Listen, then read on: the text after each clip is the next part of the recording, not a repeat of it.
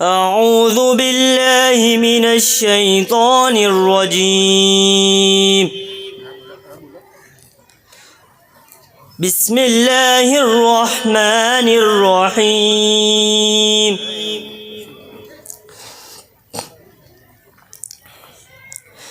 يا أيها الذين آمنوا اتقوا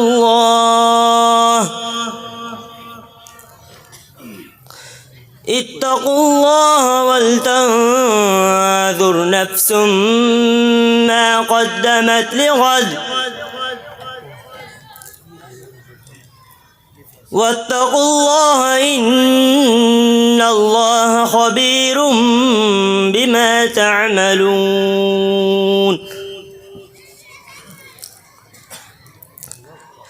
ولا تكونوا كالذين نسوا الله فأنساهم أنفسهم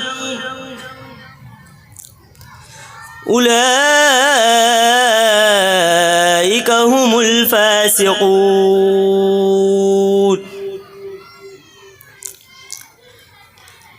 لا يستوي أصحاب النار وأصحاب الجنة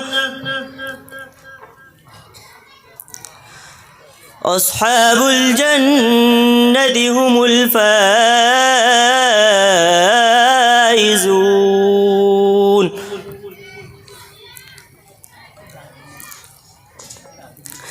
لو أنزلنا هذا القرآن على جبل لرأيته خاشعا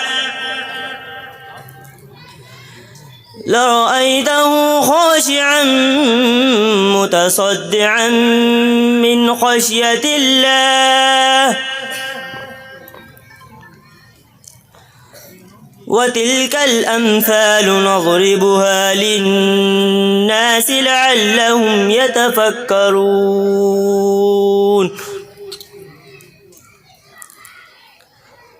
هو الله الذي لا إله إلا هو عالم الغيب والشهادة هو الرحمن الرحيم. هو الله الذي لا إله إلا هو الملك القدوس السلام المؤمن المهيمن العزيز الجبار المتكبر.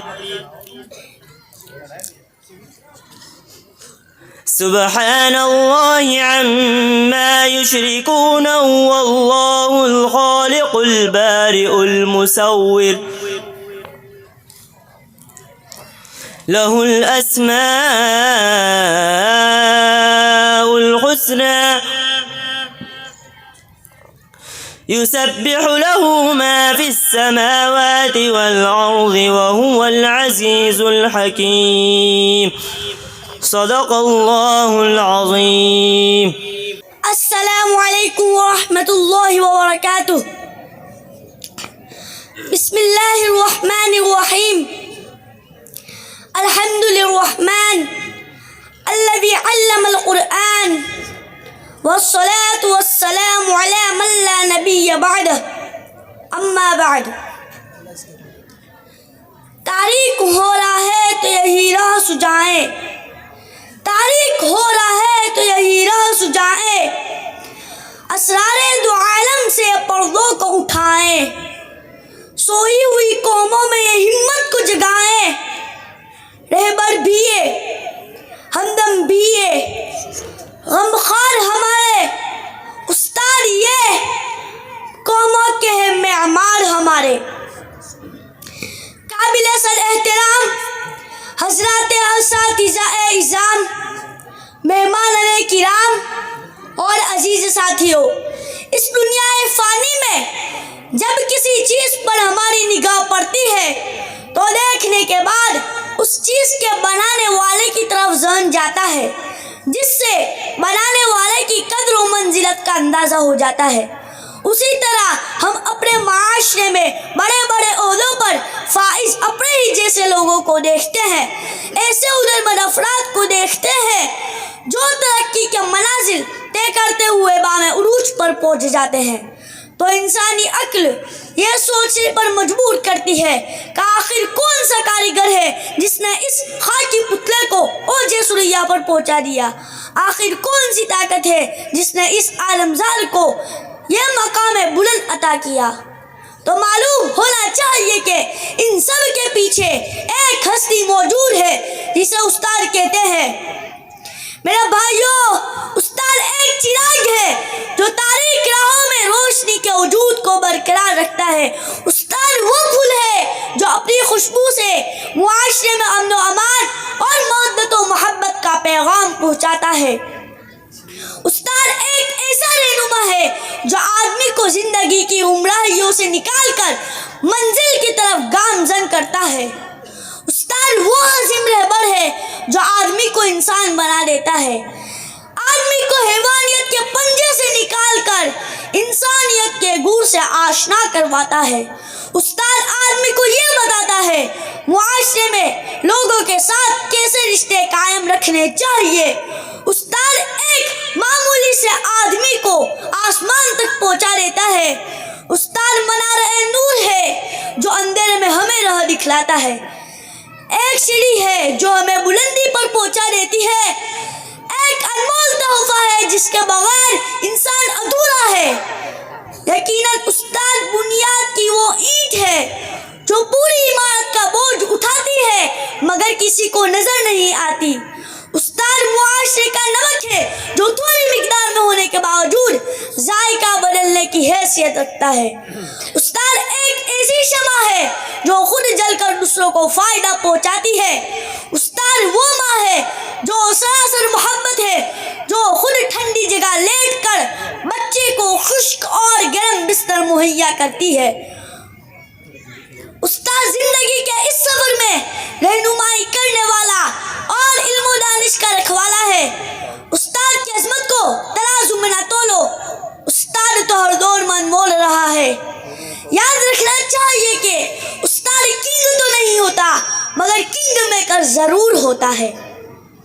ہم بارگاہ خداوندی میں ہم دعا کرتے ہیں کہ رب کریم ہمیں ہمیشہ اپنے اساتذہ کا قدردان بنائے اور ان کے ادب کا پورا لحاظ کرنے کی اور ان کے رہنمائی کے مطابق زندگی بسر کرنے کی، ان کے مشوروں کو اپنانے کی سعادت اور توفیق نصیب فرمائے، آمین۔ وآخر دعوانا ان الحمد للہ رب العالمین۔ السلام علیکم ورحمۃ اللہ وبرکاتہ۔ السلام علیکم ورحمۃ اللہ وبرکاتہ۔ بسم اللہ الرحمن الرحیم۔ آج میں آپ کو ایک اہم خبر سے باخبر کرنا چاہتا ہوں۔ آج 91واں دن چل رہا ہے، غزہ میں سخت ترین جنگ جاری ہے۔ اب تک 30,000 سے زائد لوگ شہید ہو چکے ہیں، قریب 10,000 ننھے منھے بچے شہید ہو چکے ہیں، سینکڑوں مسجدیں تباہ کی جا چکی ہیں، کئی لاکھ گھر بمباری کا شکار ہو چکے ہیں۔ اسی مناسبت سے میں آپ کے سامنے ایک نظم پیش کرنا چاہتا ہوں، سماعت فرمائیں۔ ہر طرف آہو فغاں ہے، ہر طرف چیخ و پکار، خون کے دریا رواں ہے اور لاشیں بے شمار، ہر طرف آہو فغاں ہے، ہر طرف چیخ و پکار، ہر طرف آہو فغاں ہے، ہر طرف چیخ و پکار، ہر طرف آہو فغاں ہے، ہر طرف چیخ و پکار، ہر طرف آہو فغاں ہے، ہر طرف چیخ و پکار، خون کے دریا رواں ہے اور لاشیں بے شمار خون کے دریا رواں ہیں اور لاشیں بے شمار چیتڑے معصوم بچوں کے ہے ہر جا منتشر چیتڑے معصوم بچوں کے ہے ہر جا منتشر بے بسوں کی آہ سے آتا ہے ظالم کو خمار بے بسوں کی آہ سے آتا ہے ظالم کو خمار بس سسکنا بلانا آہ برنا ہے نصیب بس سسکنا بلانا آہ برنا ہے نصیب حاکمان وقت بھی اٹھتے نہیں ہے بہر یار حاکمان وقت بھی اٹھتے نہیں ہے بہر یار اے خدا کر امت احمد کی نصرت غیب سے اے خدا کر امت احمد کی نصرت غیب سے ایک تو ہی ہے آسرا کوئی نہیں ہے غم گسار ایک تو ہی ہے آسرا کوئی نہیں ہے غم گسار ہے حسن کے بس میں عرب درد مسلم کا بیان ہے حسن کے بس میں عرب درد مسلم کا بیان دے اسے یہ حوصلہ وہ بھی کرے دشمن پہ وار دے اسے یہ حوصلہ وہ بھی کرے دشمن پہ وار ہر طرف آہو فغاں ہے ہر طرف چیخو پکار خون کے دریا رواں ہیں اور لاشیں بے شمار السلام علیکم ورحمۃ اللہ وبرکاتہ الحمد لله ناصر المجاهدين وقائد الغاصبين المحتلين والصلاة والسلام على نبينا المجاهد الشهيد الذي قال والذي نفس محمد بيده لوددت أن أغزو في سبيل الله فأقتل ثم أغزو فأقتل ثم أغزو فأقتل وعلى آله وأصحابه أجمعين أما بعد أعوذ بالله من الشيطان الرجيم بسم الله الرحمن الرحيم سبحان الذي أسرى بعبده ليلا من المسجد الحرام إلى المسجد الأقصى الذي باركنا حوله لنريه من آياتنا إنه هو السميع البصير صدق الله العظيم تجھ کو کتنوں کا لہو چاہیے اے عرض فلسطین تجھ کو کتنوں کا لہو چاہیے اے عرض فلسطین جو تیرے عارض بے رنگ کو گلنار کرے کتنی آہوں سے کلیجہ تیرا ٹھنڈا ہوگا کتنی آہوں سے کلیجہ تیرا ٹھنڈا ہوگا کتنے آنسو تیرے صحراؤں کو گلزار کرے صدر سی وقار حضرات علماء کرام دور دراز سے آئے ہوئے مہمانان اعظام اور حاضرین جلسہ السلام علیکم ورحمۃ اللہ وبرکاتہ آج میں آپ کے سامنے مسجد اقصیٰ کی مختصر تاریخ پیش کرنا چاہتا ہوں۔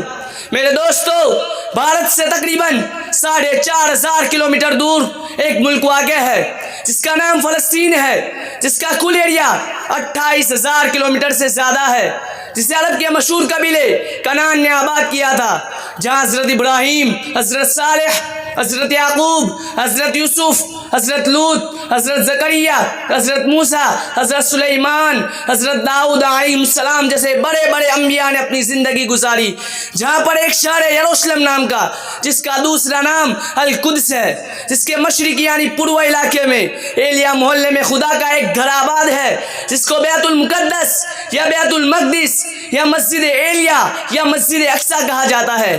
کعبۃ اللہ بنائے جانے کے ٹھیک 40 سال بعد یہ مسجد حضرت ابراہیم علیہ السلام یا فرشتوں نے بنائی تھی، جس کا کل ایریا 1,44,000 اسکوائر میٹر ہے، جس میں ایک ساتھ 5,000 نمازی نماز پڑھ سکتے ہیں۔ میرے دوستو، مسجد اقصیٰ کے بارے میں یہودیوں کا دعویٰ ہے کہ یہ ہماری مسجد ہے، یہاں پہلے ہیکل سلیمانی تعمیر تھا جسے بعد میں مسلمانوں نے مسجد بنا دی۔ عیسائی کہتے ہیں مسجد اقصیٰ ہماری ہے، اس لیے کہ عیسیٰ علیہ السلام مسجد اقصیٰ سے 8 کلومیٹر دور بیت لحم میں پیدا ہوئے تھے، جبکہ مسجد اقصیٰ کے حقیقی حقدار ہم مسلمان ہیں، اس لیے کہ تمام انبیاء اور تمام آسمانی مذاہب کے حقیقی وارث میرے اور آپ کے نبی اور آخری نبی حضرت محمد صلی اللہ علیہ وسلم ہے، اور ان کے بعد ہم ان کی امت ہے۔ مسجد اقصیٰ مسلمانوں کا پہلا قبلہ ہے، جس کی طرف رخ کر کے مسلمانوں نے 16 مہینے نماز پڑھی ہے۔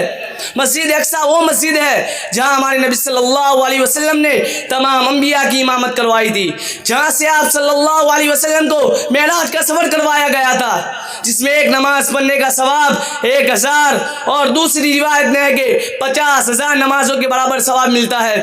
میرے دوستو، آج اس مبارک مسجد کو ہم سے چھیننے کی کوشش کی جا رہی ہے۔ اس مسجد کی حفاظت کے لیے مسلمانوں نے شروع سے بڑی بڑی قربانیاں دی ہے۔ سب سے پہلے حضرت عمر رضی اللہ تعالی عنہ نے سن ہجری 16 میں اسے فتح کیا تھا۔ دوسرے نمبر پر صلاح الدین ایوبی رحمۃ اللہ علیہ نے سن ہجری 583 27 رجب کو اسے عیسائیوں کے قبضے سے آزاد کروایا تھا، اور سن ہجری 658 میں ظاہر بیبرس نے ایک بار پھر مسجد اقصیٰ کو مکمل طور پر عیسائیوں کے قبضے سے آزاد کروا لیا۔ اس کے بعد سے اب تک یہ مسلمانوں کے پاس ہے، مگر پچھلے 75 سالوں سے یہودی سے ہتھیانے کی کوشش کر رہے ہیں۔ کون یہودی؟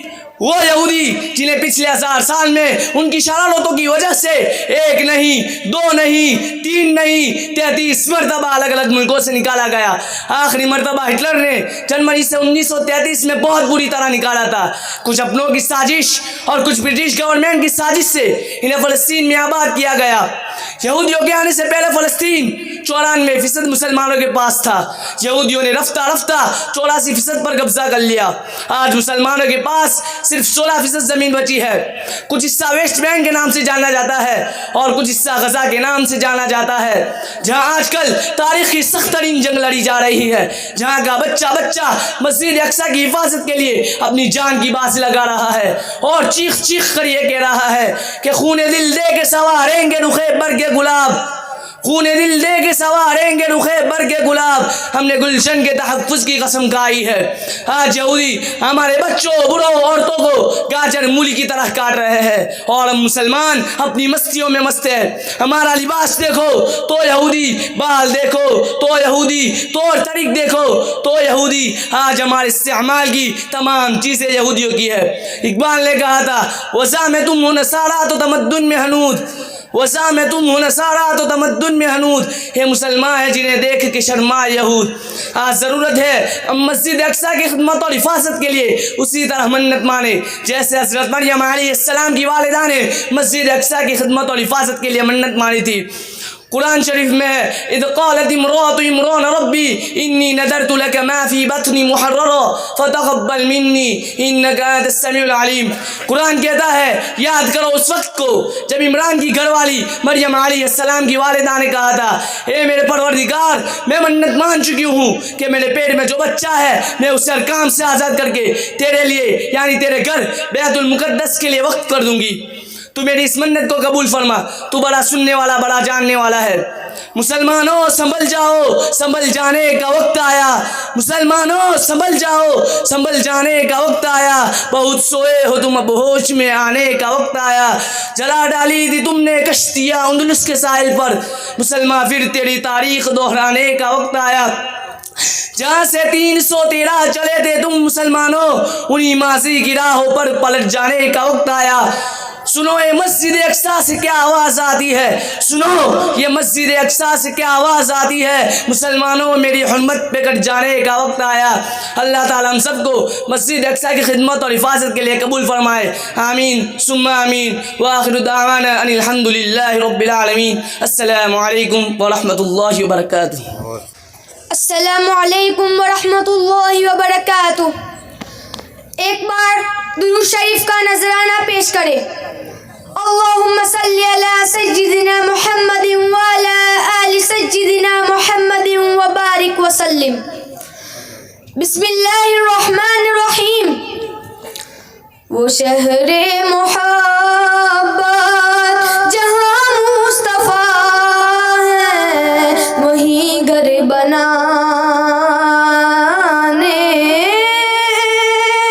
کو دل چاہتا ہے، وہ سونے سے کنکر، وہ چاندی سی ماٹی، وہ سونے سے کنکر، وہ چاندی سی ماٹی، نظر میں بسانے کو دل چاہتا ہے، نظر میں بسانے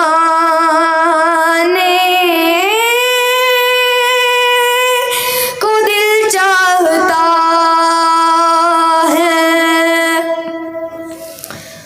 جہاد محبت کی آواز گونجی، کہا حنظلہ نے یہ دلہن سے اپنی، جہاد محبت کی آواز گونجی، کہا حنظلہ نے یہ دلہن سے اپنی، اجازت اگر دو تو جام شہادت، اجازت اگر دو تو جام شہادت لبوں سے لگانے کو دل چاہتا ہے، لبوں سے لگانے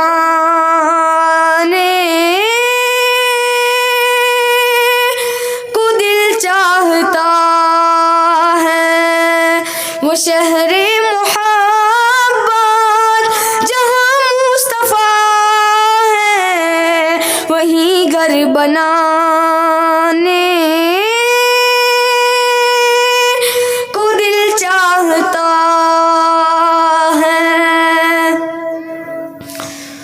جو پوچھا نبی نے کہ کچھ گھر بھی چھوڑا، تو صدیق اکبر کے ہونٹوں پہ آیا۔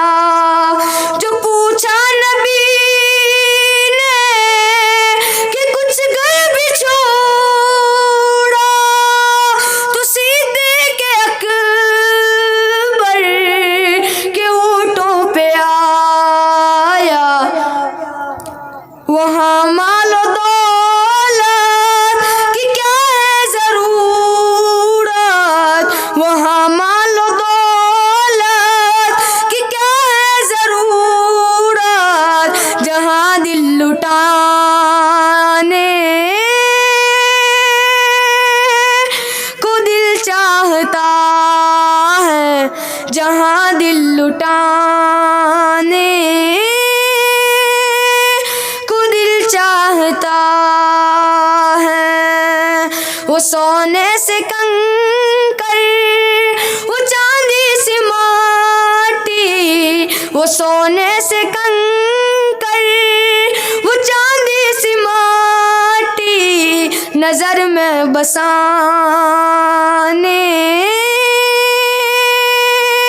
کو دل چاہتا ہے، نظر میں بسانے کو دل چاہتا ہے۔ ستاروں سے یہ چاند کہتا ہے ہر دم، کیا پھر سے؟ ستاروں سے یہ چاند کہتا ہے ہر دم، تمہیں کیا بتائیں وہ ٹکڑوں کا عالم۔ ستاروں سے یہ چاند کہتا ہے ہر دم، تمہیں کیا بتائیں وہ ٹکڑوں کا عالم۔ اشارے میں آقا کتنا مزہ ہے، اشارے میں آقا کتنا مزہ ہے کہ پھر ٹوٹ جانے کو دل چاہتا ہے، کہ پھر ٹوٹ جانے کو دل چاہتا ہے۔ وہ شہر محبت جہاں مصطفیٰ ہے، وہی گھر بنانے کو دل چاہتا ہے۔ جو دیکھا ہے روح جمال رسالت، تو بھائی عمر مصطفیٰ سے بولے۔ جو دیکھا ہے روح جمال رسالت، تو بھائی عمر مصطفیٰ سے بولے۔ بڑی آپ سے دشمنی تھی مگر اب، بڑی آپ سے دشمنی تھی مگر اب غلامی میں آنے کو دل چاہتا ہے، غلامی میں آنے کو دل چاہتا ہے۔ وہ سونے سے کنکر، وہ چاندی سے ماٹی، وہ سونے سے کنکر، وہ چاندی سے ماٹی، نظر میں بسانے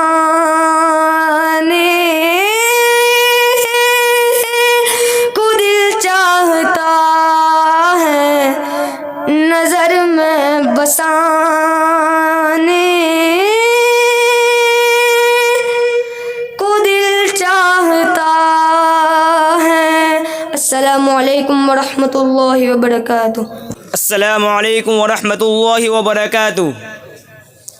سامعین حضرات سے میں درخواست کرتا ہوں کہ اشعار کے آخری کلمہ لا الہ الا اللہ کا ذکر آئے تو آپ حضرات بھی ہمارے ساتھ اللہ تعالیٰ کا ذکر کریں۔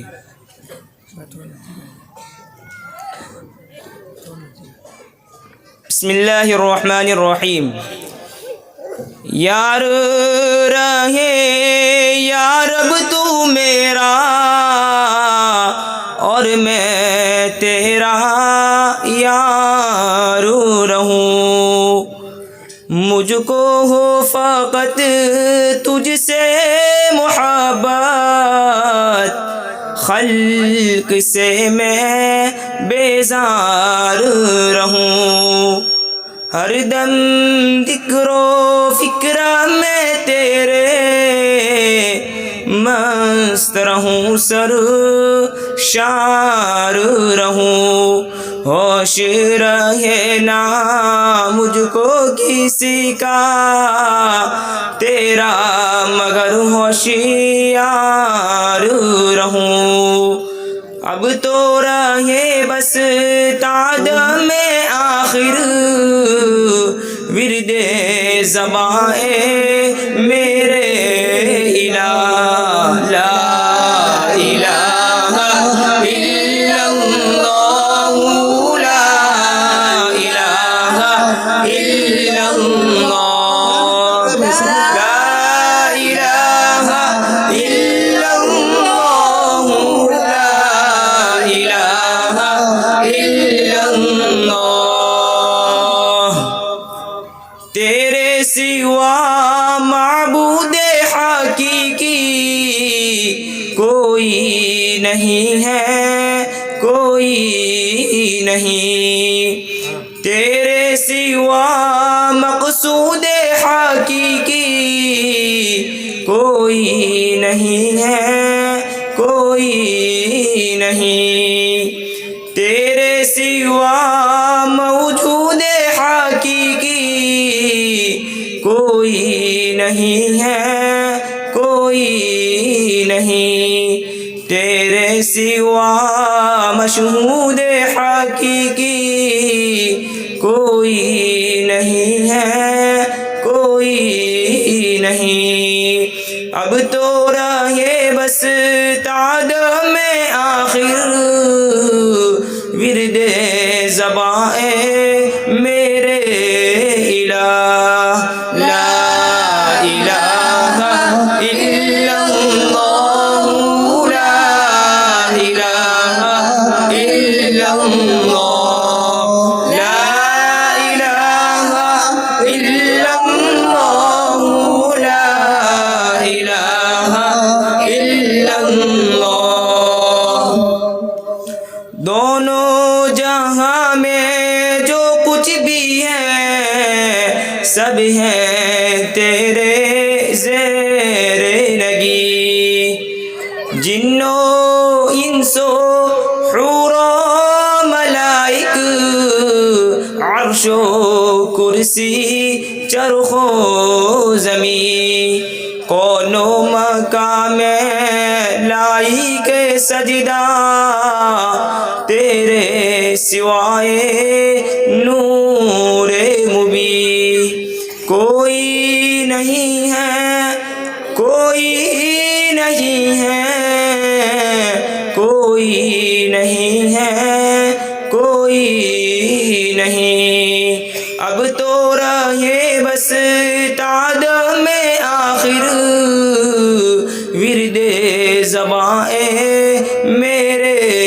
الہ لا الہ الا اللہ لا الہ الا اللہ لا الہ الا اللہ لا الہ الا اللہ یاد میں تیری سب کو بلا دوں کوئی نہ مجھ کو یاد رہے تجھ پر سب گھر بار لوٹا دوں خانہ یہ دل آباد رہے سب خوشیوں کو آگ لگا دوں غم سے تیرے دل شاد رہے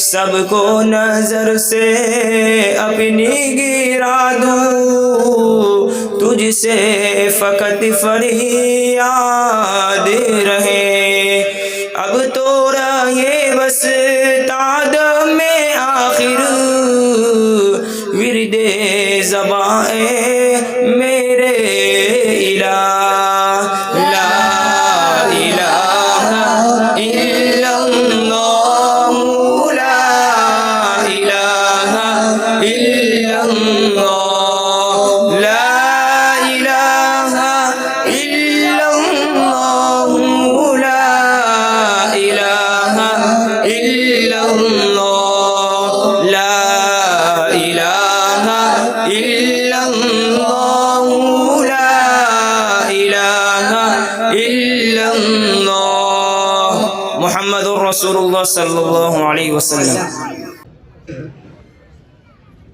تیسرے نمبر پر ہے ماہر محسن کٹاریا.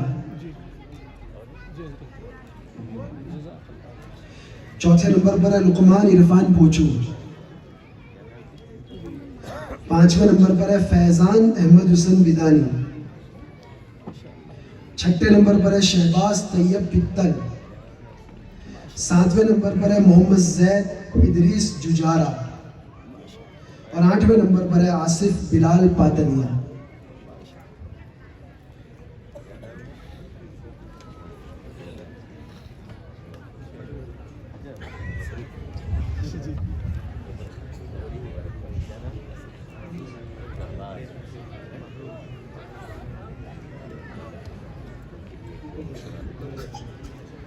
حافظ عامر کی طرف سے حافظ ہونے والے تمام طلباء کو 1000 اور ان کے استاد کے واسطے مشترکہ طور پر 1000 روپے موصول ہوئے. اللہ تعالیٰ ان کے دینے کو قبول فرمائے. ہماری ایک معلمہ ہے, ان کی طرف سے کہ شاعر نے کہا ہے جس بزم میں ساغر نہ ہو, جس بزم میں ساغر ہو نہ صحبا ہو نہ خم ہو, جس بزم میں ساغر ہو نہ صحبا ہو نہ خم ہو, رندوں کو تسلی ہے کہ اس بزم میں تم ہو. میرے دوستو, جب کہیں مسلمانوں پر کچھ حالات آتے ہیں تو سب کی زبانیں گنگ ہو جاتی ہیں, خاموش ہو جاتی ہیں. کسی کو ہمت نہیں پڑتی کہ مسلمانوں کی ڈھارس بنوائے, انہیں امید دلائے کہ مسلمانوں تمہارا کوئی خدا ہے جو تمہارے واسطے سب کچھ کر سکتا ہے. ایسی خاموشی کی عالم میں اگر کوئی آواز گرجدار گونجتی ہے تو مولانا کی آواز ہوتی ہے. اللہ تبارک و تعالیٰ نے مولانا کو بولنے کا اور حالات حاضرہ کو سمجھنے کا جو ملکہ عطا فرمایا ہے, بہت کم لوگوں کے حصے میں آتا ہے. اس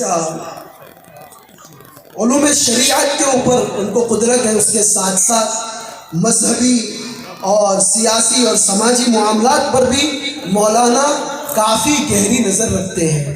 اور ابھی آپ ان کو سنیں گے, آپ خود فیصلہ کریں گے کہ مولانا کس صلاحیت کے حامل ہیں. اور مولانا کا ایک مقولہ بہت مشہور ہے جو آج کی رات کے لیے نہیں ہے, انشاءاللہ آج کی رات تو خیر سے خالی نہیں ہے.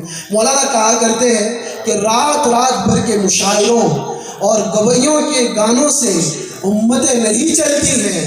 امت میں انقلاب, امت کی زندگیوں میں انقلاب راتوں کو رونے سے آتا ہے. اور اسی کو اقبال نے کہا ہے, عطار ہو, رومی ہو, رازی ہو کہ غزالی, کچھ ہاتھ نہیں آتا بے آہ سحر گاہی. مولانا کا بہت بڑا پیغام ہے کہ امت اٹھو راتوں کو, اور راتوں کو جاگ کر اپنے خالق و مالک کو منا لو.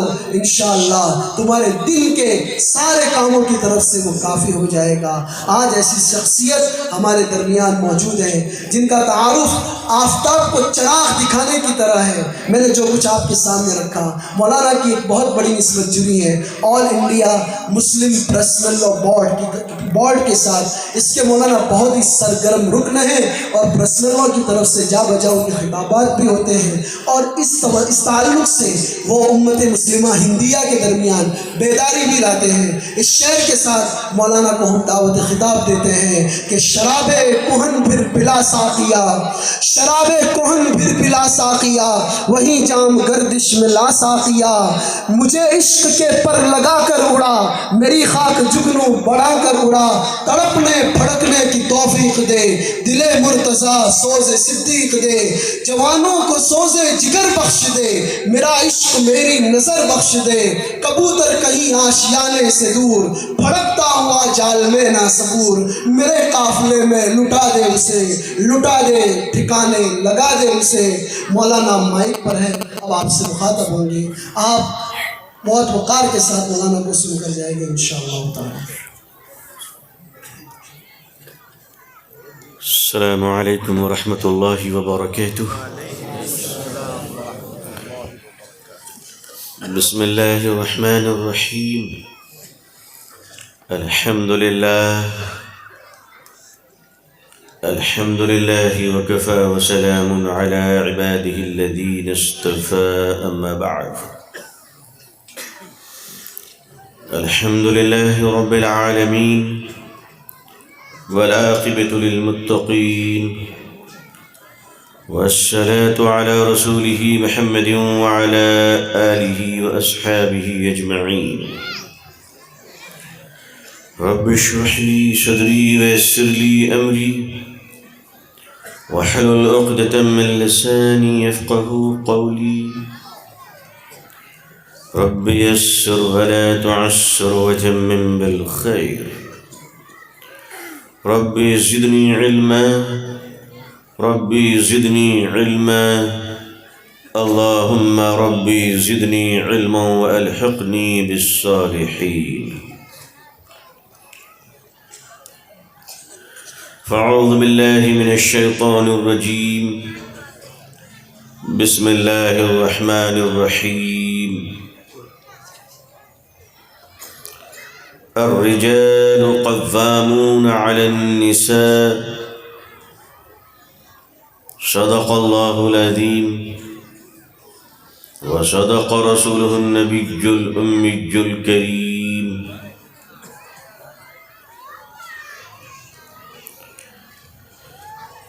اللهم صل على سيدنا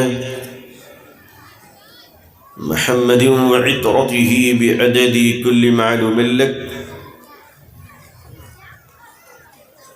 اللهم صل على سيدنا محمد عبدك ورسولك وعلى المؤمنين والمؤمنات والمسلمين والمسلمات. حضرات علماء کرام، بزرگان محترم، نوجوانان اسلام، عزیزان گرامی، سامعین عظام، عمائدین علاقہ، پردہ نشی خواتین امت اسلامیہ، میں اپنی طرف سے اناؤنسر صاحب کا بہت شکر گزار ہوں کہ انہوں نے کم از کم مجھے وقت دے دیا.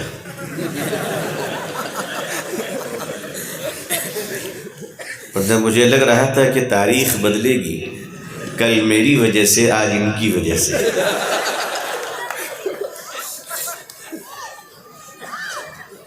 لیکن اگر تھوڑی دیر اور رک جاتے تو اور بھی وصول لیتے. بھر دے جھولی یا گودھرا والوں. اور مزید اس پر انہوں نے کہا کہ پرانی شراب پلا دو، جو گجرات میں بھی بینڈ ہے، بہار میں بھی بینڈ ہے. بتائیے، یہ کرمنل آفنس ہے، لیکن ان کا مقصد وہ نہیں ہے. شریف آدمی ہے وہ. اصل میں شراب ایک ایسی شے ہے جو ہر شاعر کے سر چڑھ کر بولتی ہے، لیکن اب تو بغیر پیے ہی اتنا نشہ چڑھ جاتا ہے لوگوں میں کہ نہ جانے وہ کہاں کہاں اتارتے رہتے ہیں. کبھی کبھی مسجد میں دیکھتا ہوں کوئی بڑے میاں بہت بگڑ رہے امام مؤذن پر، سمجھتے نہیں ہو. میں نے کہا کچھ مت بولو، یہ گھر سے بہت بات سن کر آئے ہیں اپنی بیوی سے. وہاں اتار نہیں سکے تو یہاں اتار رہے ہیں. صورتحال عزیزان ملت، یہ آپ کا عظیم الشان زرخیز طاقتور صوبہ گجرات، اللہ تعالیٰ اس کے ریگستانی سرحد کی بھی حفاظت فرمائے اور تراوٹ والی سرحد کی بھی حفاظت فرمائے. آپ کا آئٹم جو بھی ہوتا ہے بہت اسٹرانگ ہوتا ہے، بہت طاقتور ہوتا ہے. آپ نے دو بزرگوں کو ہمارے دیش کے حوالے کیا ہے. ہم سب لوگ ان کے آشیرواد لیتے رہتے ہیں. اس کے لیے ہم آپ کے بڑے آبھاری ہیں، بڑے شکر گزار ہیں. عزیزان ملت، میں جس وقت سے آیا ہوں یہاں کے مسائل اس طرح سن رہا ہوں کہ کبھی سوچنا پڑتا ہے کہ میں گودھرا میں ہوں یا میدان حشر میں ہوں. یہ درد دل یہاں کے علماء کو میں نے جتنا حساس پایا ہے، جتنا سینسیٹیو پایا ہے. طبیعت خوش ہو گئی کہ یہ قوم بڑی خوش نصیب ہے جس قوم کے علماء ان کے تئیں حساس ہوں. یہ قوم بڑی خوش نصیب ہے جس کے تاجر اپنے قوم کے کمزور طبقے کے لیے فکر مند ہو. یقیناً کوئی کسی کے لیے آسمان سے تارے تو توڑ کر نہیں لا سکتا سوائے ایک آدمی کے. وہ لا سکتا ہے، وہ لا سکتا ہے. وہ لائے نہ لائے مگر وہ بول سکتا ہے. آپ لوگ بہت زیادہ ہوشیار ہیں. میں جو نہیں کہہ رہا ہوں وہ بھی آپ سمجھ رہے ہیں. دیکھیے مجھے یہاں سے جانا بھی ہے انشاءاللہ. کوئی کسی کے لیے وعدوں کی جھڑی نہیں لگا سکتا. لیکن عزیزان ملت، میں جھوٹے وعدے اور لبھاؤن وعدوں کی باتیں نہیں کرتا. میں ان باتوں کی باتیں کر رہا ہوں اور ان وعدوں کی باتیں کر رہا ہوں جو زبان رسالت مآب صلی اللہ علیہ وسلم سے ادا ہوئی ہے. وہ جو قرآن نے کہا اور جس قرآن نے پوری انسانیت کے لیے، آپ کے اور ہمارے لیے،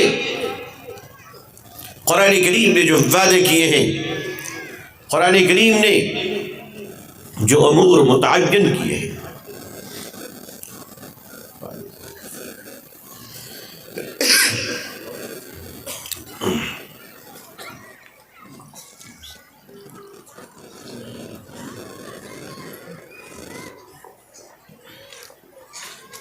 الحمدللہ اس سرد رات میں ٹھنڈی ٹھنڈی ہوائیں چل رہی ہیں اور یہ میزبانوں کی بڑی مہربانی ہے ماشاءاللہ. آپ لوگ تو سونٹ کی چائے پی لیجئے گا. سنا ہے کہ اس سے طبیعت ہری ہو جاتی ہے. اللہ سے ہماری صحت کے لیے بھی دعا فرمائیے. اللہ تبارک و تعالیٰ نے انسانی نظام کو متعین فرمایا ہے اور کسی کی بھی ترقی اور کسی کے عروج کے لیے جو اصول اور ضابطے قرآن نے متعین کر دیے ہیں اس سے ہٹ کر انسان کبھی کامیابی کی منزل کو پا نہیں سکتا. حضرت امام مالک نے فرمایا تھا کہ اس امت کے آخری شخص کی اصلاح اسی طرز پہ ہوگی. اس امت کے آخری فرد کی اصلاح اسی اصول و ضابطے بھی ہوگی اور اسی طریقہ کار میں ہوگی جس طریقہ کار پہ اس امت کے پہلے شخص حضرت ابو بکر کی اصلاح ہوئی تھی رضی اللہ تعالیٰ عنہم اجمعین. رضی اللہ تعالیٰ اور وہ صحابہ کرام جن کے بارے میں ہم انہیں اللہ کی رضا کے مستحق سمجھتے ہیں. عزیزان ملت، جب آدمی اصولوں سے انحراف کرتا ہے، جب آدمی ٹیکنیکل فالٹ کرتا ہے تو اس کا ایک بڑا ہی ڈینجر رزلٹ کبھی کبھی آیا کرتا ہے. جب آپ کوئی کام، اگر آپ کی زمین مٹی کے اندر زہریلے کیمیکل اور مادے جا رہے ہیں تو ایک وقت آئے گا جب زمین زہریلی ہو جائے گی اور کاشت کے قابل نہیں رہے گی. اگر آپ درختوں کو کاٹتے ہوئے چلے جائیں گے تو ایک وقت آئے گا کہ صاف و شفاف ہوائیں سانس کے لیے میسر نہ ہوگی اور ہم گلوبل وارمنگ کی باتیں کیا کریں گے. جب جانور جنگل کے ختم ہوتے چلے جائیں گے، جب جانور ختم ہوں گے تاہو بقا کرنے والا کون ہوگا؟ اور جب جنگلیں مٹ جائیں گی تو وحشی جانور پھر شہروں کا رخ کرے گا. قدرت کا ایک نظام ہے. اللہ تبارک و تعالیٰ نے بغیر سسٹم کے دنیا میں کسی شے کو نہیں رکھا. اللہ تبارک و تعالیٰ نے انسانوں کو پیدا فرمایا، یہ داہنا ہاتھ بھی ہمارا ہے، یہ بایاں ہاتھ بھی ہمارا ہے. میرے بزرگوں، یہ داہنے ہاتھ بھی ہمارے استعمال کے لیے ہے اور بائیں ہاتھ بھی ہمارے مدد و تعاون کے لیے ہے. مگر اللہ تبارک و تعالیٰ نے داہنے ہاتھ کو بائیں ہاتھ پر سردار مقرر فرمایا ہے تاکہ کوئی آوارہ نہ رہے، تاکہ کوئی بغیر امیر اور بغیر گائیڈ اور بغیر رہبر کے کوئی نہ رہے. تو داہنے ہاتھ کو بائیں ہاتھ کا سردار مقرر فرمایا. اللہ نے ہمارے کاندھوں پہ 2 فرشتے مقرر فرمائے ہیں، کرامن کاتبین. داہنا فرشتہ ہماری نیکیوں کو لکھتا ہے، گناہوں کا فرشتہ، بایاں فرشتہ ہمارے گناہوں کو لکھتا ہے. اللہ ہمارے گناہوں کو معاف فرما دے، اللہ ہمیں نیکیوں کی توفیق عطا فرمائے. اللہ نے داہنے فرشتے کو بایاں فرشتہ کا سردار مقرر کیا. اسی طرح یہ جو 7 دن ہیں، ہفتہ، اتوار، پھر منگل، بدھ، جمعرات اور جمعہ، یہ ساتوں دن اللہ کے بنائے ہوئے ہیں، یہ ساتوں دن ہمارے کام کے لیے ہے، لیکن اللہ تبارک و تعالیٰ نے کسی شے کو ضابطے کے بغیر نہیں رکھا ہے، تو دنوں کا سردار اللہ نے جمعہ کو بنا دیا کہ جمعہ سید الایام ہے، یہ دنوں کا سردار ہے، اور کیوں نہ ہو اسی دن دنیا قائم کی گئی، اسی دن دنیا فنا کی جائے گی، اسی دن حضرت آدم علیہ السلام کے پتلے کو تیار کیا گیا، اور اسی دن حضرت آدم علیہ السلام کے پتلے میں روح پھونکی گئی، جمعے کو سردار بنایا گیا کہ جمعہ سید الایام ہے۔ اللہ نے یہ 12 مہینے اللہ نے بنائے ہیں، سارے مہینے اللہ کے ہیں، لیکن ان مہینوں پہ اللہ تبارک و تعالیٰ نے رمضان کو مہینوں کا سردار بنا دیا۔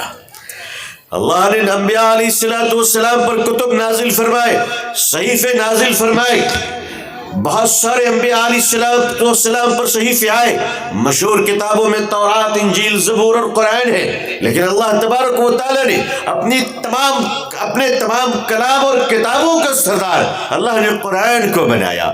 اللہ نے 1,24,000 کم و بیش پیغمبر دنیا میں بھیجے ہیں اللہ تبارک و تعالیٰ نے، مگر ان پیغمبروں میں اللہ نے سردار بنایا حضرت محمد رسول اللہ صلی اللہ علیہ وسلم کو۔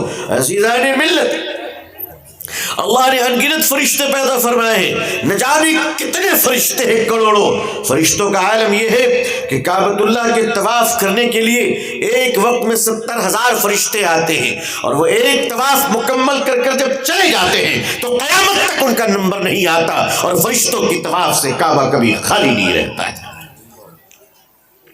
اتنے انگنت فرشتے، ان فرشتوں کا بھی اللہ نے ایک سردار بنایا حضرت جبریل علیہ السلام کو کہ آپ فرشتوں کے سردار ہیں، کمانڈنگ کے بغیر یہ دنیا نہیں چلتی۔ اللہ تبارک و تعالیٰ نے اس دنیا کو بڑا سسٹمیٹک بنایا ہے، اللہ تعالیٰ نے اس دنیا کو بڑا ایک دوسرے سے مربوط فرمایا ہے۔ جو آدمی سسٹم کو توڑتا ہے، جو آدمی سسٹم کو بریک کرتا ہے، جو آدمی اصول و ضابطے کی دھجیاں اڑاتا ہے، وہ زندہ تو رہ سکتا ہے مگر انسان بن کر نہیں، بلکہ درندہ بن کر رہتا ہے، وہ انسان بن کر نہیں۔ عزیزان ملت، ہتھیار، آرمز، ریوالور اگر ہمارے پولیس آفیسر کے پاس ہو تو وہ مانوتا کی سیوا کے لیے ہوتا ہے، وہ انسانیت کی حفاظت کے لیے ہوتا ہے، لیکن وہی ہتھیار اگر غنڈوں کے پاس ہو، موالی کے پاس ہو، آتنکواد سے ہو تو وہ دیش کے لیے نقصان دہ ہوتا ہے، وہ انسانوں کے لیے نقصان دہ ہوتا ہے۔ ایک چاقو اگر ڈاکو کے پاس ہو تو سر قلم ہو جایا کرتے ہیں، اور وہی چاقو اگر ڈاکٹر کے پاس ہو تو جسم کے مرض نکال دیا کرتے ہیں۔ عزیزان ملت، ہم سسٹم کو کبھی بائی پاس نہیں کر سکتے، ہم سسٹم کو کبھی بریک نہیں کر سکتے۔ سب سے پہلے یہ طے کیجئے، اے مسلمانوں، ہم جس ملک میں رہتے ہیں، اللہ کا شکر ہے یہ مہان دیش بھارت، اللہ تعالیٰ اس کی حفاظت فرمائے، اللہ تعالیٰ اس کی رکھا فرمائے، اللہ یہ امن و شانتی عطا فرمائے۔ ایک ناگرک ہونے کی حیثیت سے، ایک سٹیزن ہونے کی حیثیت سے، ایک بھارتی مسلمان ہونے کی حیثیت سے ہم پر اسلامی اور مذہبی اور دینی اور دھارمک کرتویہ یہ ہے کہ ہم اپنے دیش کے سسٹم کا سنبھال کرنا سیکھ لیں۔ ہم اس ملک کے قانون کے احترام کل بھی کیا کرتے تھے اور آج بھی کرتے ہیں، اور یہ بتاتا چلوں کہ اس ملک کا مسلمان اس ملک کے لیے جذبہ وہ کون سا رکھتا ہے۔ تاریخ بتاؤں گا تو شاملی کے میدان یاد آئیں گے، تاریخ بیان کروں گا تو مرشد آباد کے پولاشی کا میدان یاد آئے گا۔ انگریزوں کو کھدیڑا ہم نے، وہ فرنگی، وہ تن کے گورے من کے کالے انگریزوں نے جب بھارت کے سندور کو خطرے میں ڈال دیا تھا، جب بھارت کی آبرو کو خطرے میں ڈال دیا تھا، تو یہ داڑھی، یہ ٹوپی، یہ دستار، یہ جبہ، ذرا جاؤ تو دیکھو اس انڈمان نکوبار کے جیل میں چلے جاؤ اور دیکھو ہمارے اکابر و اسلاف، ہمارے اسلاف بے زر تھے مگر کردار رکھتے تھے، صلیب و دار پہ بھی جرأت اظہار رکھتے تھے۔ وہ جرأت ہماری کم نہیں ہوئی، وہ صداقت ہماری کم نہیں ہوئی۔ اے ہندوستان، تم کبھی گھبرانا نہیں، اگر تمہیں ہماری ضرورت آج بھی پڑے تو ایک آواز دینا، ہم مدرسوں سے اپنے بچوں کو کفن پہنا کر سرحدوں کی حفاظت میں پہنچا دیں گے۔ وہ جذبہ ہمارا مدھم نہیں ہوا، لیکن میری قوم کے لوگوں، میرے مسلمان بھائیوں، آپ کے زوال اور آپ کے اس نیچے آنے کے جو اسباب و علل ہیں وہ بہت سارے ہو سکتے ہیں، لیکن جس نقطے پر آج میں اللہ کی توفیق سے آپ کی توجہ کو متوجہ کرنا چاہتا ہوں وہ ایک عظیم معاملہ ہے. یاد رکھیے گا کہ اگر اپنی سوراخوں کو ہم نے بند نہ کیا، اگر اپنی غلطیوں کو ہم نے درست نہ کیا، اگر اپنی خطاؤں کو ہم نے سمجھنے کی کوشش نہ کی، اگر اپنے صفوں کو ہم نے درست نہ کیا اور اپنی کمزوریوں کو خوبیوں میں بدلنے کی اگر فکر نہ کی مسلمان ہو، تو یاد رکھنا تہجد کے ساتھ، نماز کے ساتھ، مسجد کے ساتھ، مدرسوں کے ساتھ، جلسوں کے ساتھ، خانقاہوں کے ساتھ تم اس ملک میں مٹا دیے جاؤ گے، اس لیے کہ تمہاری زندگیاں اس وقت تک قائم ہیں جب تک کہ تم اصول و ضابطوں کے علم بردار بن جاؤ اور اخلاق حسنہ کی پرورش کرنے والے بن جاؤ. اگر مقصود صرف عبادت ہوتی کہ اللہ کی عبادت کر لے تو اس کے لیے پہاڑوں کے غار کیا کوئی کم ہے؟ کیا جنت میں فرشتے عبادت نہیں کیا کرتے تھے؟ کیا فرشتوں نے عبادت کا حق ادا نہ کیا؟ اللہ اللہ، یہ ابلیس، یہ شیطان جس کے بارے میں مولانا علی بن ندوی رحمۃ اللہ علیہ نے اپنی کتاب میں لکھا ہے کہ یہ ابلیس جنت میں 8.5 لاکھ برس تک اللہ کی عبادت کرتا رہا. 8.5 لاکھ برس تک اللہ کی عبادت مقصود ہے، مگر اللہ تعالیٰ ہم سے اور آپ سے کچھ اور بھی چاہتے ہیں. اللہ چاہتے ہیں، اللہ فرماتے ہیں میرے بندے یہ دنیا میں نے تیرے لیے پیدا کی. نبی کریم صلی اللہ علیہ وسلم ارشاد فرماتے ہیں الدنیا مزرعۃ الآخرہ، اور کما قال علیہ الصلوۃ والسلام، یہ دنیا بری چیز ہے. لوگ کہتے ہیں بری چیز ہے، میں کہتا ہوں نہیں. ربنا آتنا فی الدنیا حسنہ وفی الآخرۃ حسنہ وقنا عذاب النار. مسلمانوں دنیا بری نہیں ہے، اعمال اچھے یا برے ہوتے ہیں. یہ دنیا میدان عمل ہے کہ اللہ نے ہمیں اس دنیا میں بھیجا. اگر مقصد صرف سجدہ ہوتا تو اللہ ہمیں جنت میں رکھتا. مقصد تو یہ ہے اس زمین کو سجا دو. اے لوگوں اس زمین میں امن کی لہرائے کھیتیاں پھیلا دو. اے لوگوں اس زمین پر فساد کو روک دو، اتیاچار کو روک دو، تشدد کو روک دو، گھرنا کو ختم کر دو، مٹا دو ظلم کو. اے مسلمانوں اسلام یہ چاہتا ہے کہ مظلوم کا سر جھکا نہ رہے اور ظالم کا سر اٹھا نہ رہے. اے لوگوں، اے مسلمانوں، اگر تمہارے جیتے جی اتیاچار ہو رہا ہے، اگر تمہارے جیتے جی مانوتا سسک رہی ہے، اگر تمہارے جیتے جی کسی عورت اور کسی بیٹی کا بلاತ್ಕಾರ ہو رہا ہے، اگر تمہارے جیتے جی لوگ بھوک سے تڑپ رہے ہیں، اگر تمہارے جیتے جی لوگ علاج کے پیسے کے بنا مر رہے ہیں، بنا پیسے کے علاج کے بغیر وہ مر رہے ہیں. اے لوگوں اگر تمہارے جیتے جی لوگ تکلیفوں میں مبتلا ہے اور ان کے پاس کپڑے نہیں ہیں، تو یاد رکھو یہ اونچی عمارتیں، یہ اونچی بلڈنگیں، یہ اونچا نام تمہارے لیے مصیبت بن جائے گی اور گلے کی ہڈی بن جائے گی. انسان پہلے بنو، اور انسان بننے کے لیے نبی پاک صلی اللہ علیہ وسلم معلم انسانیت حضرت محمد رسول اللہ صلی اللہ علیہ وسلم سے بڑا اس دنیا میں کوئی نہیں آئے جو وحشیوں کو انسان بنا دے، چرواہوں کو رہبر بنا دے. عزیزان ملت، حضرت سیدنا حضرت عمر فاروق رضی اللہ تعالیٰ عنہ دوسرے خلیفۃ المومنین والمسلمین، اللہ کے محبوب بندے، حضور صلی اللہ علیہ وسلم کے چہیتے، ایسے چہیتے کہ سارے اگر مرید رسول ہیں تو وہ عمر ہے جو مراد رسول ہے صلی اللہ علیہ وسلم. وہ عمر جن کے بارے میں میرے آقا صلی اللہ علیہ وسلم ارشاد فرماتے ہیں اے عمر میرے بعد اگر کوئی نبی ہوتا تو وہ عمر ہوتا. ایسے عمر رضی اللہ تعالیٰ عنہ کی زمانے خلافت ہے. آپ جس زمین پر ہیں، جس ملک میں ہے، جس شہر میں ہے، جس بستی میں ہے، جس گاؤں میں ہے، جس گھر میں ہے، اگر وہاں آپ کی وجہ سے امن نہ آ سکا، اگر آپ کی وجہ سے شانتی نہ آ سکی، اگر آپ کی وجہ سے محبت نہ آ سکی، تو ہمیں اپنے آپ کے بارے میں سوچنا پڑے گا کہ ہم جانوروں کی طرح زندگی تو نہیں گزار رہے ہیں. اچھی بریانی کھا لینا یہ اچھے ذوق کی علامت ہے، اچھے لباس پہن لینا یہ خوشحالی کی علامت ہے، مگر امن کے ساتھ چلنا یہ ایک مسلمان ہونے کی علامت ہے. یہ جس کے وجود سے انسانوں کو ایک تحفظ حاصل ہو. ایک مسلمان جہاں رہے وہاں امن کی ٹھنڈی ہوائیں چلتی ہیں. سیدنا حضرت عمر رضی اللہ تعالیٰ عنہ اپنے زمانے خلافت میں مدینہ منورہ سے عمرہ کا ارادہ فرماتے ہیں کہ میں چلوں گا اور بیت اللہ شریف جا کر کعبۃ اللہ کا طواف کروں گا، عمرہ کروں گا. آپ نے عمرے کے ارادے سے احرام پہنے. کئی سو مسلمانوں نے آپ کے ساتھ عمرے کا ارادہ کر لیا. اے امیر المومنین آپ کے ساتھ ہم بھی عمرہ کریں گے.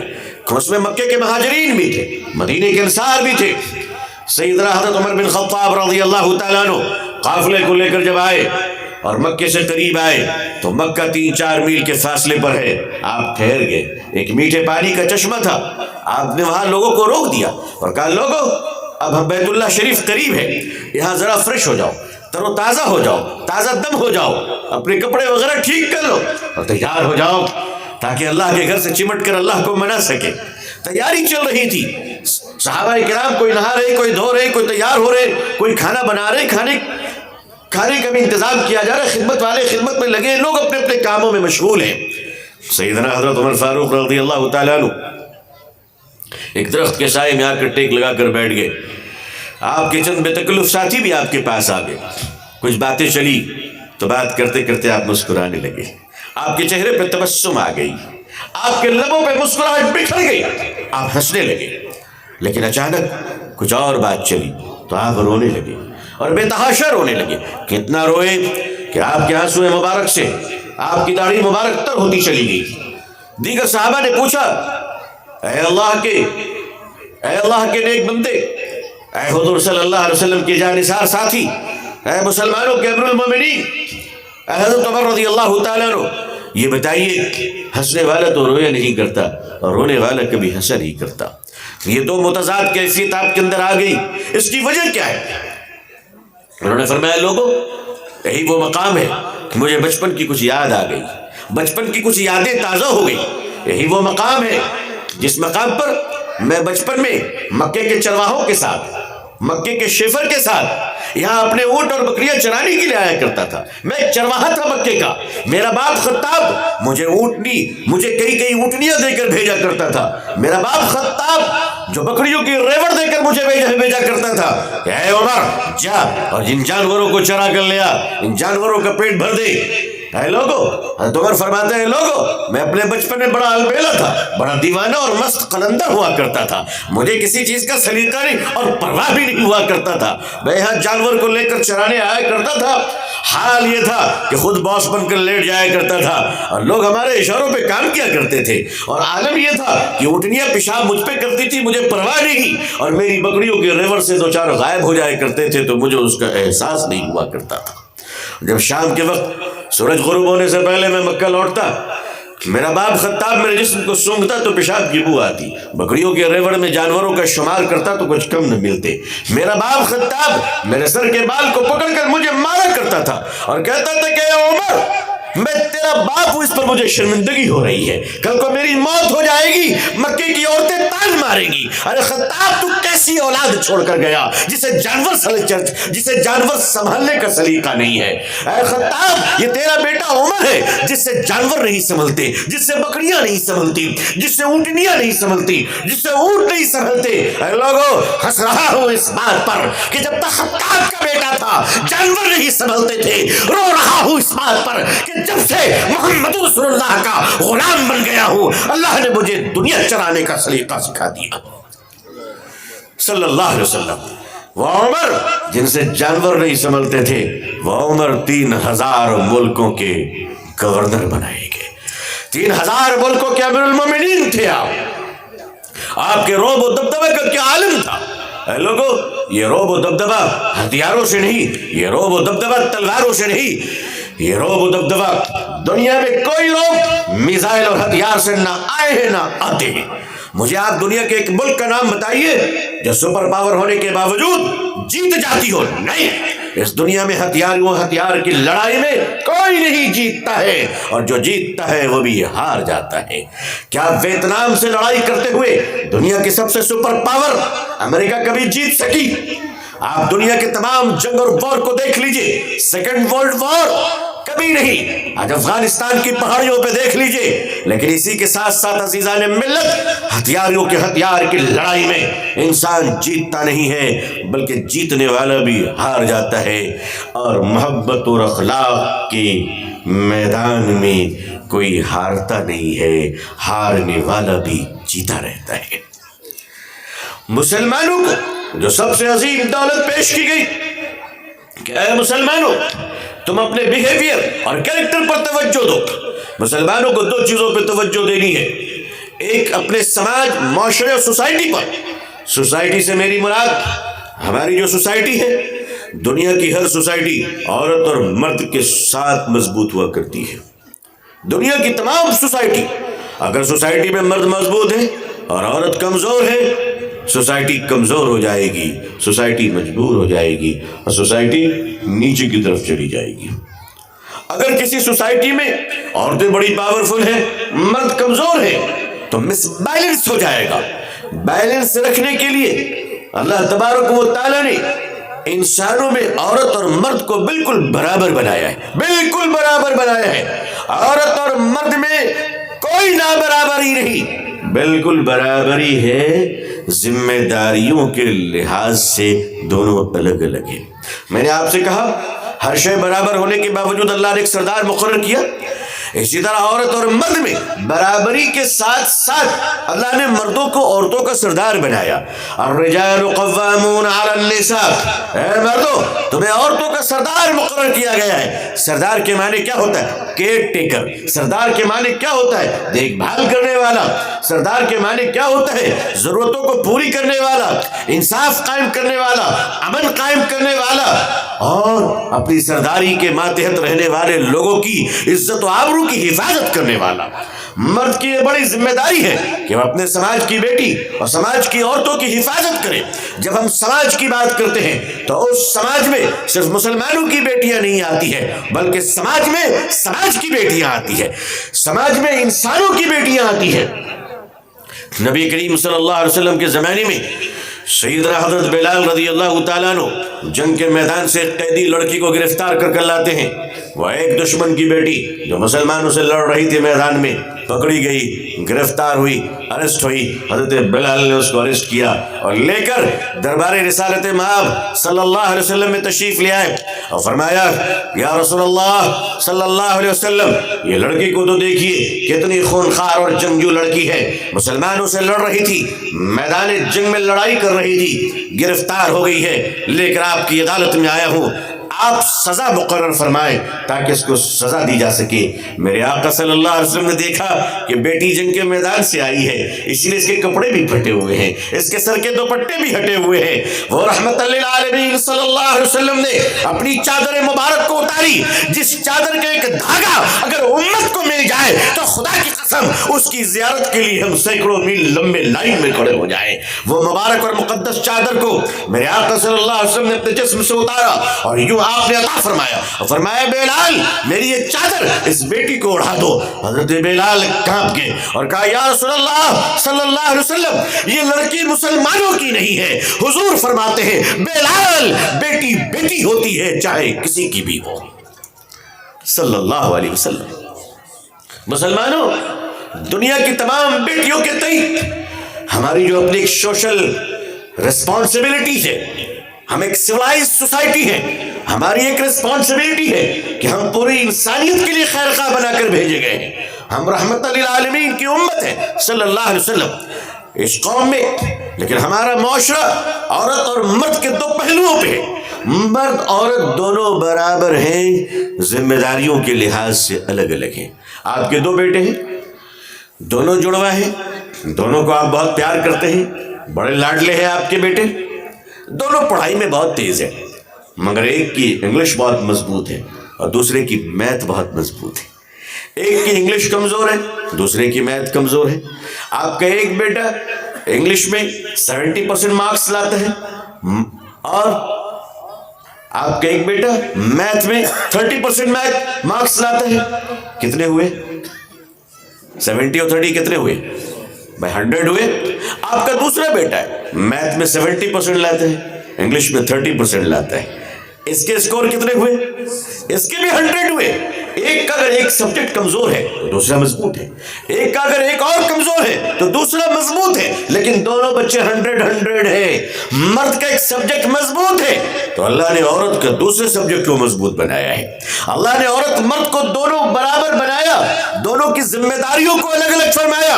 اگر مرد اس دنیا کے میدانوں کو سنبھالتا ہے، اگر مرد اس دنیا کے میدان، کارزار، بہر، شہر اور بازار کو سنوار کر سنبھال کر لے کر چلتا ہے تو وہ عورت ہے مردوں جو تمہاری نسلوں کو بہادر بناتی ہے، وہ عورت ہے جو تمہارے نسلوں کی حفاظت کرتی ہے۔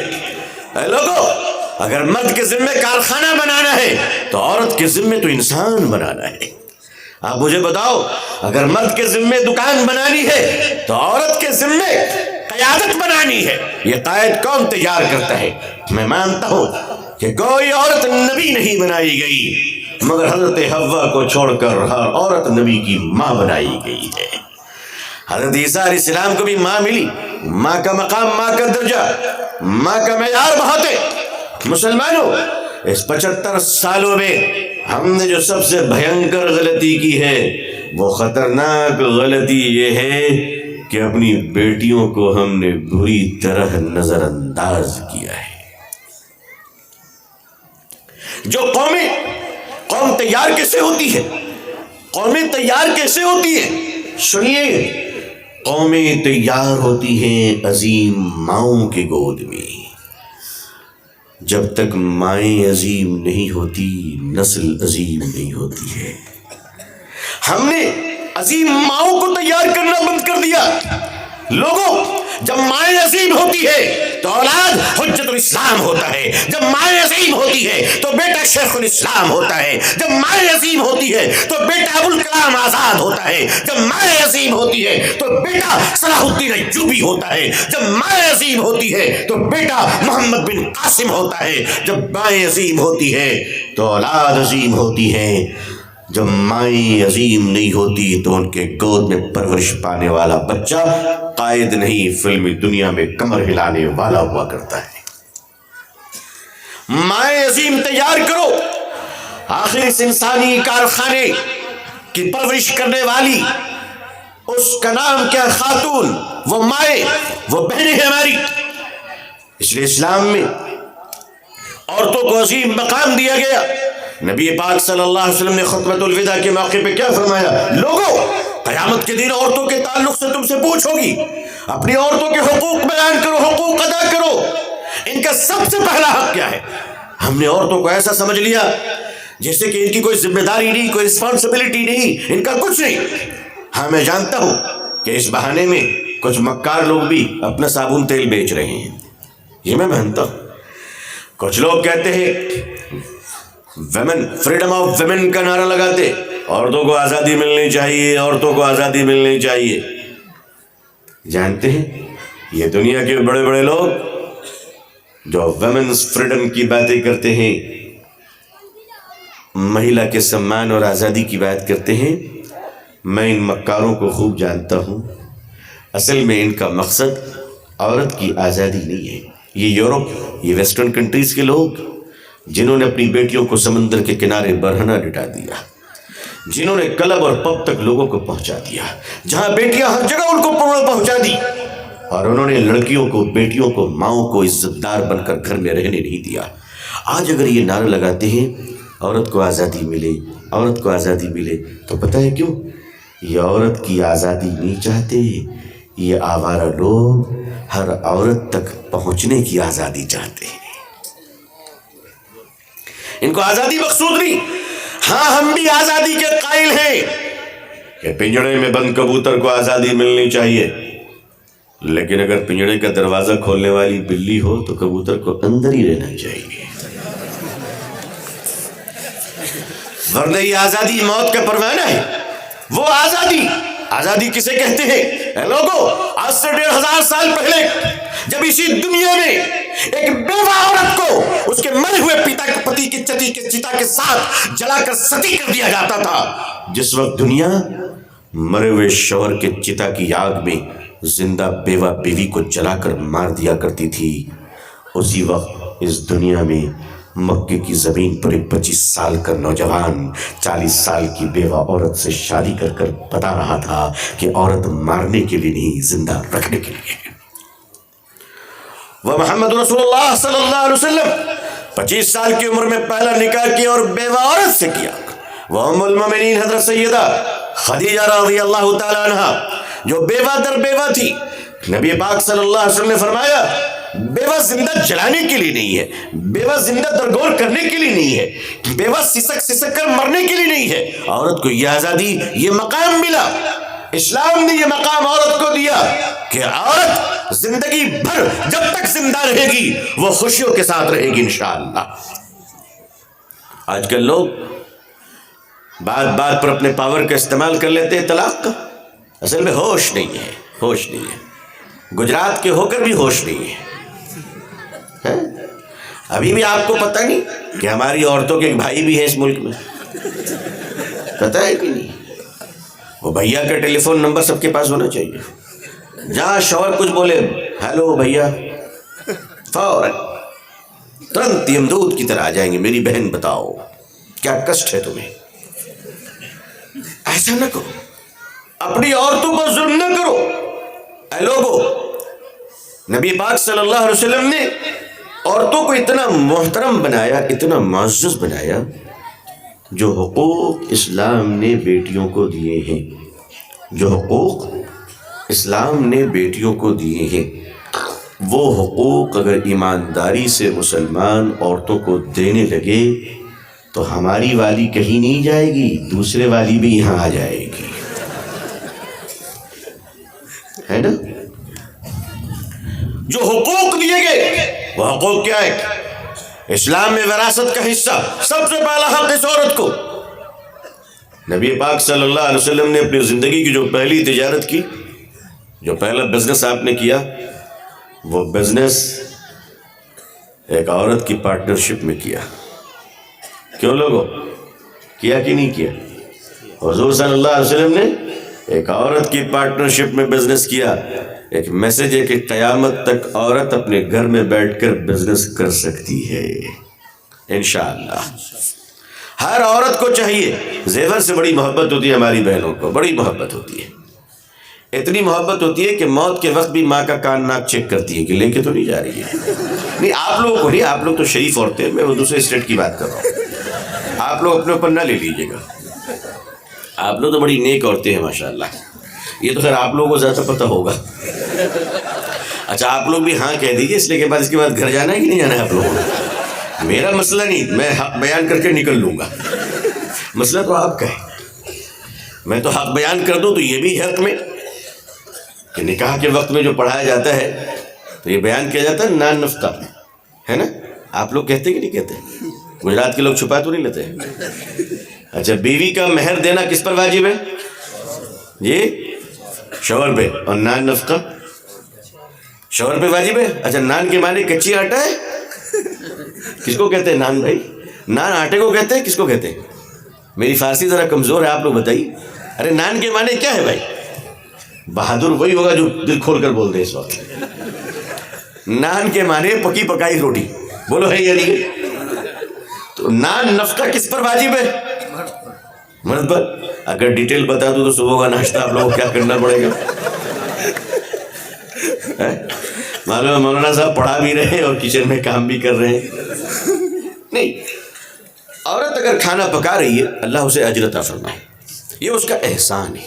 کیا ہے؟ اس کا احسان ہے. اس احسان کا شکریہ ادا کیجیے. اگر وہ آپ کے بچوں کو دودھ پلا رہی تو اس کا احسان ہے. نبی کریم صلی اللہ علیہ وسلم نے اپنی بیٹی حضرت فاطمہ رضی اللہ تعالیٰ عنہ کو جب رخصت کیا علی کے گھر تو فرمایا کہ فاطمہ تو علی کے گھر باندھی نہیں ملکہ بن کر جا رہی ہے. علی کے گھر باندھی نہیں، نوکرانی نہیں، ملکہ بن کر جا رہی ہے. اے فاطمہ علی کے ذمہ ہے کہ تجھے پکا پکایا کھانا کھلائے، سلا سلایا کپڑا پہنائے، لیکن میری بیٹی فاطمہ اگر تو علی کے گھر میں اپنے شوہر اور بچوں کی خدمت کے لیے کھانا بنائے گی، آگ کی تپش کی گرمی کو برداشت کرے گی، اللہ تجھے جہنم کی آگ سے بچائے گی. جو عورتیں راتوں میں اپنے بچوں کی پرورش کرنے کے لیے اور دودھ پلانے کے لیے راتوں میں جگا کرتی ہے، اللہ ان ماؤں کو تہجد پڑھنے کا ثواب عطا فرماتے ہیں. اللہ نے عورتوں کو بیرا نہیں چھوڑا. ایسا نہیں، ایک مرد میدان جہاد میں تلوار کے سائے میں جو نماز پڑھتا ہے جو ثواب اس کو ملتی ہے، وہی ثواب ایک عورت اپنے کمرے میں بند ہو کر چھپ کر اندھیر کوٹھی میں جو نماز پڑھتی ہے اس نماز پر بھی اس کو وہی ثواب ملتا ہے. مرد کو تو جمعے میں وہ ثواب ملتا ہے، عورت کو روزانہ ثواب ملتا ہے. اللہ تبارک و تعالیٰ نے عورتوں کو بڑا معزز بنایا. ہم زیور جمع کر کے رکھتے ہیں. زیور پہ زکوٰۃ ہے نا. آج کل باپ اپنی حیثیت کے مطابق بیٹی کو بہت زیور دیتا ہے اور لکھواتا بھی ہے بعض علاقوں میں. میں نے اپنی بیٹی کو اتنے تولے سے سونا دیے, 200 تولہ 100 تولہ آپ دے دیا سونا, بہت اچھا, اللہ مبارک فرمائے, آپ کی بیٹی ہے. لیکن آپ کی بیٹی کماتی تو ہے نہیں, زکوٰۃ اس پر واجب ہے. اب باپ یہ طے کرے کہ اس زیور کی زکوٰۃ کون دے گا, یہ طے کرے.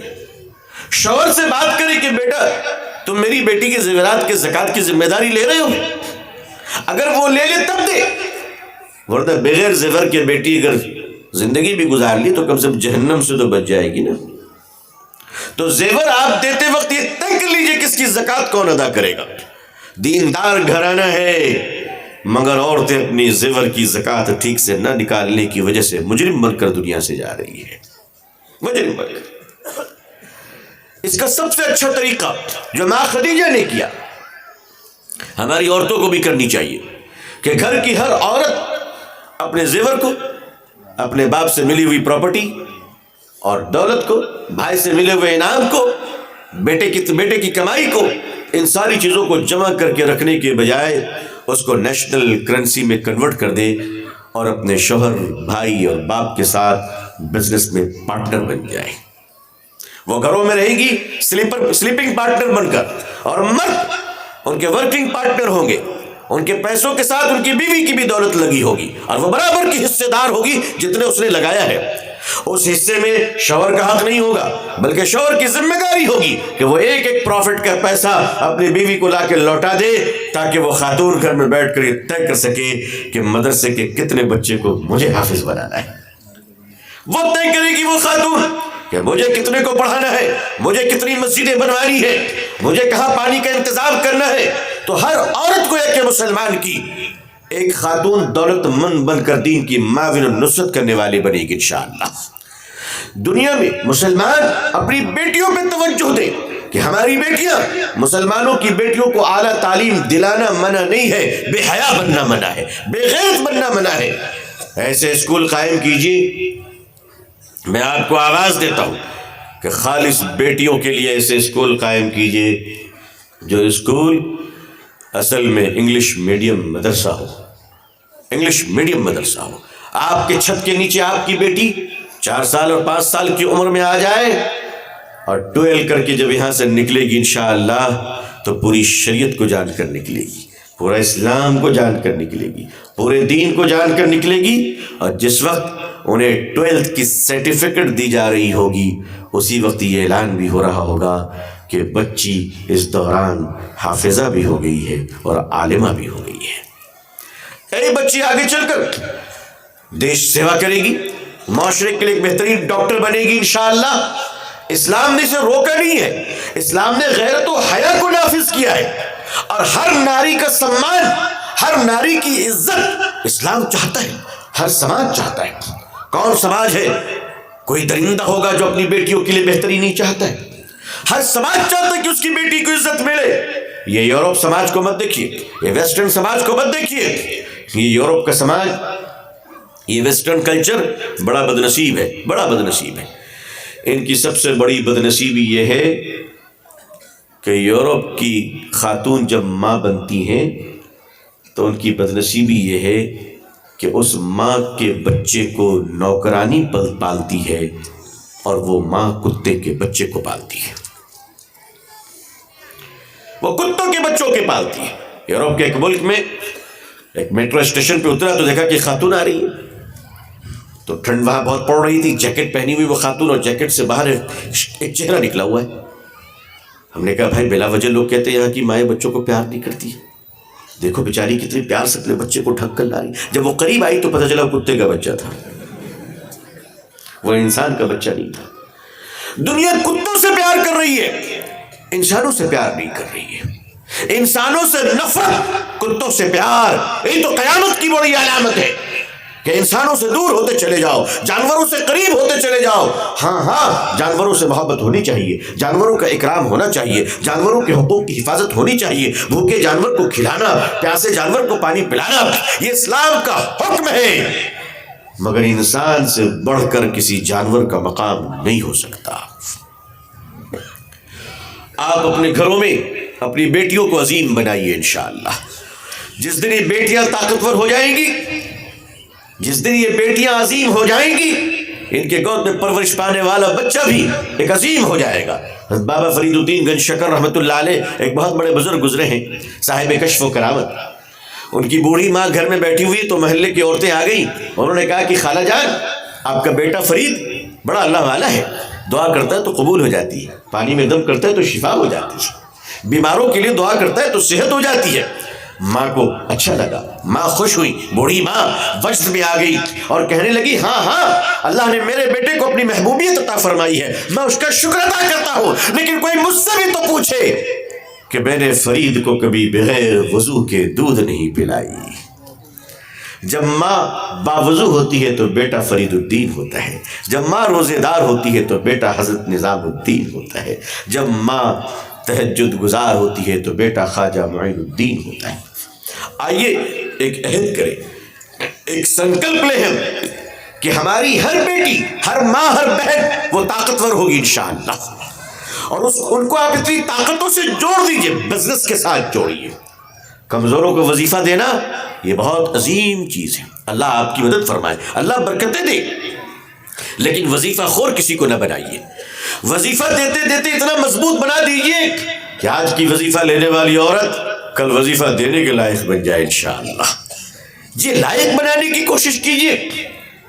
بھوکے کو ایک وقت کا کھانا ضرور کھلائیے، مگر اسے ایسے کام کروائیے کہ وہ آگے چل کر 2 وقت کا کھانا دوسروں کو کھلانے کے قابل بن جائے۔ چائنا میں ایک کہاوت ہے کہ اگر آپ کو 1 سال میں پروفٹ چاہیے تو آپ کھیتی کر لیجئے، آج فصل بوئیں گے، اگلے سال آپ کو پروفٹ مل جائے گی۔ اگر آپ کو 10 سال میں پروفٹ چاہیے تو آپ پیڑ لگائیے، درخت لگائیے، پھل آئیں گے 10 سال میں، آپ کو بہت نفع ملے گا۔ لیکن اگر آپ 1000 سال تک زندہ رہنا چاہتے ہیں تو انسٹیٹیوشن قائم کیجئے، ادارے قائم کیجئے، اپنی قوم کی بیٹیوں کو کھڑا کیجئے۔ جس قوم کی بیٹیاں عظیم ہو جاتی ہیں ان کی گود میں پرورش پانے والی اولاد کبھی آوارہ اور نالائق نہیں ہوا کرتی ہے۔ میرے نوجوان دوستو، میں آپ سے ایک بات کہہ کر جانا چاہتا ہوں، یہ ہمارا بھارت اور بھارت کے مہان لوگ کتنے آگے بڑھ رہے ہیں، کتنے آگے بڑھ رہے ہیں، کتنے دولت، کتنے مال، کتنی انڈسٹری، کتنی ترقی، ٹیکنالوجی، سائنس میں ہمارے دیش کے نوجوان، یووا پیڑھی آگے بڑھ رہے ہیں۔ میری قوم کے نوجوان، تم رات کے 2 بجے چائے کی دکان میں بیٹھ کر اپنی کون سی وراثت ڈھونڈتے رہتے ہو؟ یہ 2 بجے رات تک ہمارے محلے میں یہ نوجوان کس بات پر ریسرچ کرتے ہیں؟ جس قوم کے نوجوان راتوں میں جگ کر اپنے وقت کو برباد کرتے ہیں، اس قوم کو دن کی ترقی اور دن کا اجالا کبھی نصیب نہیں ہوتا ہے۔ لوٹ آؤ لوگوں، تم مقابلہ کرنا چاہتے ہو؟ صبح اٹھ کر محنت کرنے والوں کا مقابلہ بد دعا کرنے والی قوم کبھی نہیں کر سکتی۔ صبح 4 بجے دوڑنے والی قوم کا مقابلہ رات کے 2 بجے تک چائے کے کپ میں جھومنے والی قوم کبھی نہیں کر سکتی ہے۔ اے لوگوں، کیا وجہ ہے کہ ہمارے محلے میں یہ ساری چیزیں آباد کیوں رہتی ہیں؟ جو رات کے 2 بجے تک جگے گا، چائے کے نشے میں پڑے گا، وہ بہت سارے نشے میں پڑ سکتا ہے۔ بہت ساری برائیوں کی جڑ یہ ہے کہ ہماری محلے میں، اسی دیش میں ہمارے ہندو بھائی بھی ہیں، آپ ان کے محلے میں چلے جائیں، آپ کو ایک امن و سکون ملتا ہے، دکانیں وقت پر بند ہو جاتی ہیں، لوگ صبح اٹھ جاتے ہیں۔ اور یہ قوم جس کو عشاء کی نماز پڑھنے کے بعد سونے کا حکم ہے، اور جس قوم پر فجر کی نماز فرض ہے کہ فجر سے پہلے اٹھ کر تہجد پڑھ لے اور اللہ کے سامنے رو لے، آج اس قوم کا حال یہ ہے کہ یہ راتوں میں جگتی ہے اور صبح میں سوتی ہے۔ آئیے ہم اس پر مہم چلائیں کہ ہماری دکانیں جلد بند ہوں، چائے خانے اور مے خانے جلدی بند ہوں، ہمارے نوجوان اپنے گھروں میں جائیں، محنت کریں، پڑھائی کریں۔ یہ کب ممکن ہوگا؟ جب مائیں عظیم ہوں گی، جب ماؤں کا کنٹرول مضبوط ہوگا، تو پھر بیویاں اپنے شوہر کو بھی قابو میں رکھتی ہیں اور مائیں پھر اپنی اولاد کو بھی قابو میں رکھتی ہیں۔ اے لوگوں، اپنی بیویوں کی عزت کرو۔ یہ تمہارے پاس کتنے دنوں کے لیے آئی ہے بھائی؟ ایک بیوی ایک شوہر کی زندگی میں تب آتی ہے جب وہ 16 17 سال 18 سال 19 سال 21 سال اپنے باپ کے گھر میں گزار لیتی ہے۔ بقیہ زندگی تمہارے ساتھ گزارنے کے لیے آتی ہے، پتہ نہیں کون کتنے دنوں تک زندہ رہیں گے۔ اللہ فرماتے ہیں میری مہمان آئی ہے، اس کی عزت کر لو، تھوڑے دن تمہارے ساتھ رہے گی، پھر تو یہ بندی میرے پاس آ جائے گی۔ لوگوں عزت کرنا سیکھو، اپنی بیویوں کو عزت دینا سیکھو، ان کے ساتھ اکرام کے ساتھ پیش آؤ۔ میں اپنی بہنوں سے بھی کہوں گا، میری بہنوں تم یہ تانا مت دو کہ میری قسمت خراب تھی جو تم سے ہو گئی، ورنہ میرے چکر میں سلمان خان ابھی تک تمہارا بیٹھا ہے۔ یہ تانا مت دیا کرو۔ اگر کوئی بات اللہ کو بری لگ گئی تب کیا ہوگا؟ تب کیا ہوگا؟ نہیں، اپنے شوہر کی عزت کرو۔ اللہ نے تمہارے شوہر کے مقدر میں تمہارے لیے بڑی بھلائیاں رکھی ہے۔ اللہ جانے ان سے کیسی اولاد پیدا ہو جائے کہ جو اولاد دنیا اور آخرت کے لیے، پوری امت کے لیے بھلائی کا سبب بن جائے۔ لیکن جب کسی بہانے مرد عورت کا کمزور حصہ بنتا چلا جاتا ہے، وہ اس کے لالچ میں آنے لگتا ہے، اللہ نے آپ کے دست و بازو میں بڑی طاقت رکھی ہے، بڑی طاقت رکھی ہے۔ نکاح کو عام کیجئے۔ اس معاشرے کو مضبوط بنانے کے لیے سب سے بہترین نسخہ نکاح ہے۔ اللہ تعالیٰ نے اس دنیا میں جو پہلی عورت پیدا فرمایا، پہلی عورت کون تھی وہ؟ جی حضرت حوا۔